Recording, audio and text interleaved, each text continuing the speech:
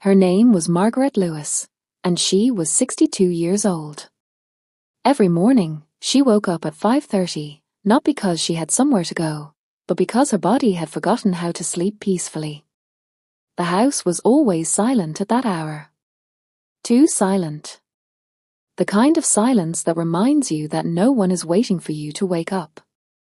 Margaret lived alone in a small two-bedroom house at the edge of town. Once, this house was full of noise. Her husband's laughter. Her son's footsteps running from room to room. Arguments, celebrations, late-night dinners. Now, the walls only heard the ticking of the clock and the sound of her kettle boiling. Her husband, Robert, had passed away 8 years ago. Cancer. Fast and cruel. After that, everything slowly started falling apart, but not in a dramatic way. It happened quietly. Like dust settling. Her son, Daniel, moved to another city after getting married. At first, he called every day. Then every week. Then only on holidays. Margaret understood. Or at least she told herself she did. He has his own life, she would say whenever someone asked. She said it so often that she started believing it. Margaret was not poor. She had a pension. Enough to survive. But she lived carefully. She bought things on sale. She fixed broken items instead of replacing them.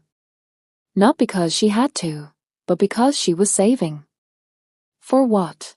Even she did not know anymore. Every Sunday, she cooked a full meal. Roast chicken, mashed potatoes, vegetables, dessert. She cooked as if guests were coming. Then she packed most of it into containers and put them in the freezer. Sometimes she laughed at herself. Sometimes she cried while washing the dishes. One afternoon, her neighbor, a young woman named Claire, knocked on her door. Claire had just moved in with her 2 small kids. She looked tired, embarrassed. "I'm sorry to bother you," Claire said, "but my gas got cut off today. I don't know what to do." Margaret didn't think. She just nodded, invited her in, gave her tea, and later slipped some cash into her hand. Claire tried to refuse. Margaret insisted. That day, something changed. Claire started visiting often. Sometimes just for tea. Sometimes to talk. The kids loved Margaret. They called her Auntie Maggie without being asked. The name warmed her heart in a way she hadn't felt in years. Slowly, Margaret became useful again. Needed. She babysat. She cooked extra food. She helped with homework. She listened. But usefulness has a dangerous side. Claire began depending on her. At first, it was small things. Then bigger ones. School fees. Rent shortfall. Emergency expenses. Margaret never said no. Saying no felt like going back to being invisible. Months passed. One evening, Margaret overheard something that stopped her in her tracks. She had gone to Claire's house to drop off food. The door was slightly open. Inside, Claire was talking on the phone. "She's old and lonely," Claire said, laughing. "She doesn't even realize how much she gives. Honestly, it's easier to take money from her than from a bank." Margaret stood frozen. Her hands shook. The container almost fell from her grip. She didn't confront her. She didn't cry immediately. She walked home slowly. Each step felt heavy, like she was walking back through all her past mistakes. Her son. Her silence. Her fear of being alone. That night, Margaret didn't sleep. In the morning, she did something she hadn't done in years. She called Daniel. He sounded surprised. "Mum? Everything okay?" "Yes," she said calmly. "I just wanted to talk." They talked for almost an hour. Not about money.